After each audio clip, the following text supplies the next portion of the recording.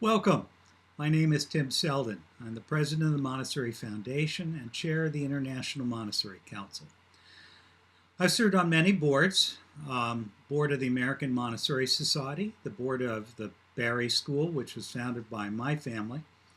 I serve on the board of the Newgate School, which is currently the lab school of the Montessori Foundation. Serve on the board of a number of other institutions, including a few other Montessori schools, such as the Renaissance School in Fort Myers, Florida. And I serve on the national board of the Center for Partnership Studies. I've worked with boards for a long time. Probably more importantly, both in my role as an officer of the American Montessori Society, as a school consultant, as chair of the International Montessori Council, and as simply a fellow head, I have heard just about every horror story that one can ever hear.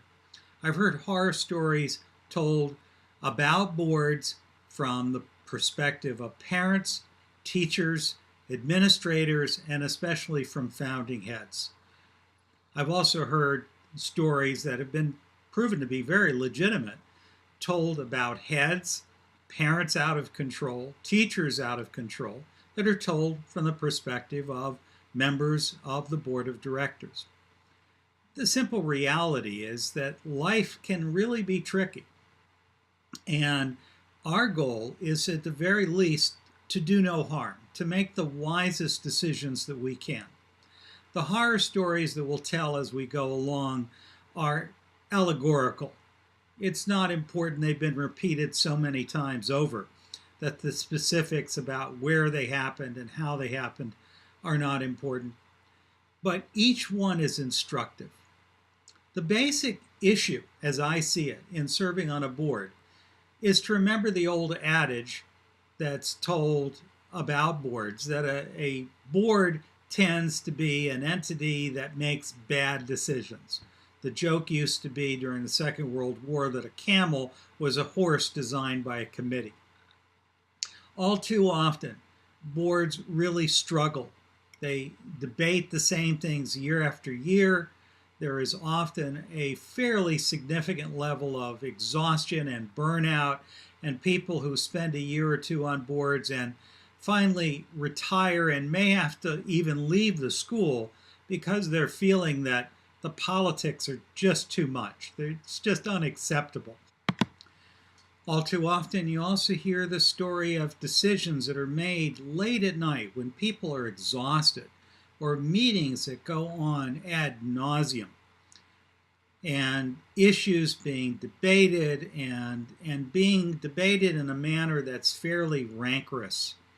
Other times you hear about board meetings where people frankly are not paying a lot of attention, where they're sitting there distracted, texting, sending emails, stepping out of the room to have phone calls with family members or associates.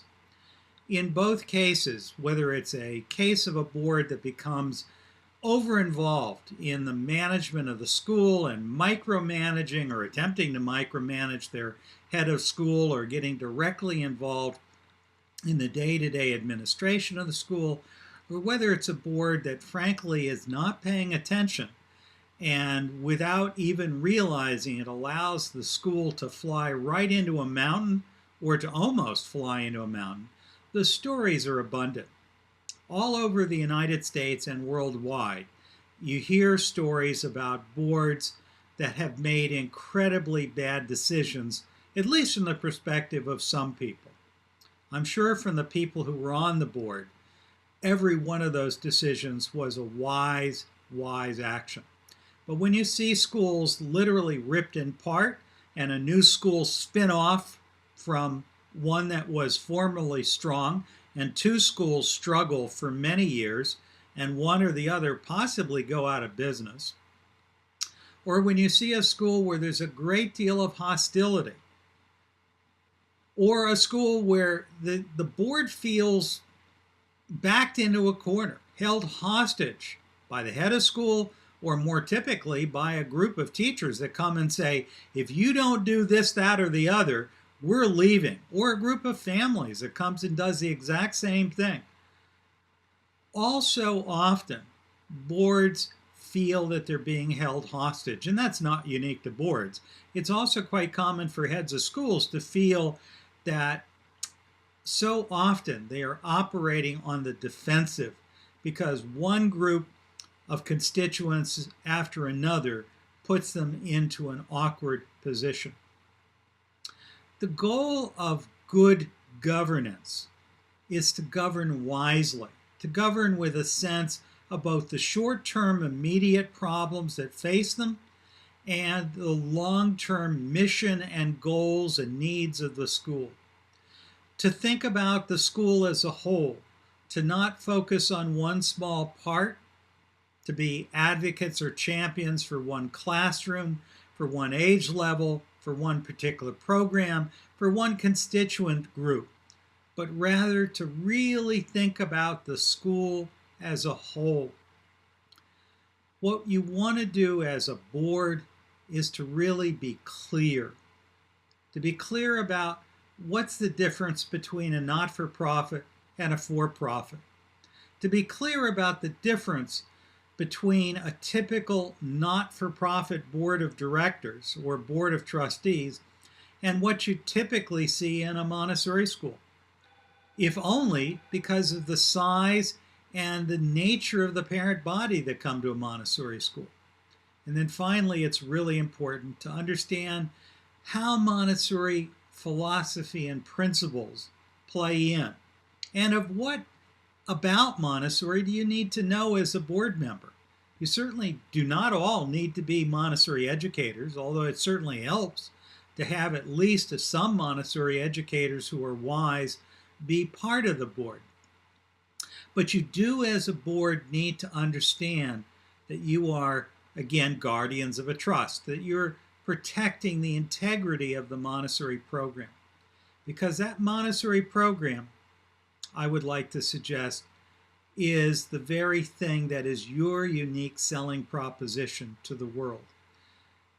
In other talks, I'll speak to you about each of these things, what makes a nonprofit different from a for-profit, of what makes an independent school different from the typical nonprofit board, and of what you need to know about Montessori. A board is a group of people. You're all volunteers. You're not paid. Typically, you're serving on the board for some reason or another. It could be that you love the school and you want to do whatever good you can. It could be that you're looking out for your child's best interests and you feel that you're most likely to be able to effectuate that if you're a member of the board. It could be that you're really frustrated with the board that used to be and you want to throw the rascals out and make sure that things go in a better direction from now on. There are all sorts of reasons why people volunteer on boards. One of the things that's absolutely true in all boards is that we are it. There is no authority higher than the board. All it takes is one aggravated board meeting and one vote to make a decision, whether it's to fire the current head of school, to accept the large gift that comes with strings that are truly reprehensible to the mission of the school, or any number of other major decisions that can have long-term, if not permanent effects. Our job is to make the best decisions that we can, and to hopefully do it always with the mission of the institution in mind. We also have to remember that we come and we go, that over time we will be replaced by other people. That doesn't suggest to me, by the way, that new blood is a good thing. If anything, I'll probably argue throughout the course that the longer you can agree to serve on the board, the better. Because you really need memory of what the school is. It takes several years for most people to really understand a school from the perspective that you only get if you're either running as head of school or you're a member of the board and having to really look behind the curtain at what's really going on in a school. That memory, that understanding of what the school's really all about is critical. So part of your mission is to make decisions that are wise, make decisions that are in the long-term best interests of the institution, make decisions that are designed to look at the school as a whole rather than just one issue at a time or one part of the school that is your special interest. And it is so important.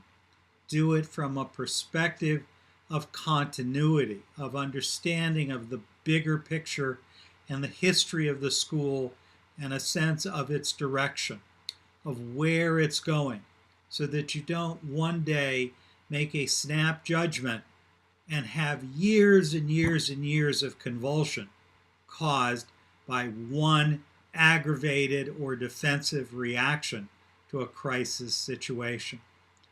Clarity is the key to success in really everything in life, but particularly when it comes to nonprofits, and that is because there is shared leadership, there is shared governance. Many people come together and work to make the decisions, even if all that you do is show up once a month, once a quarter, once a semester, and vote aye or nay or abstain on a particular issue. Those decisions have permanent impact. They're really critical. The more likely you are to succeed is directly connected with how well you've done your homework, of how well you understand the school, and how committed you are to trying to do what's in the best interest of the school in the long term.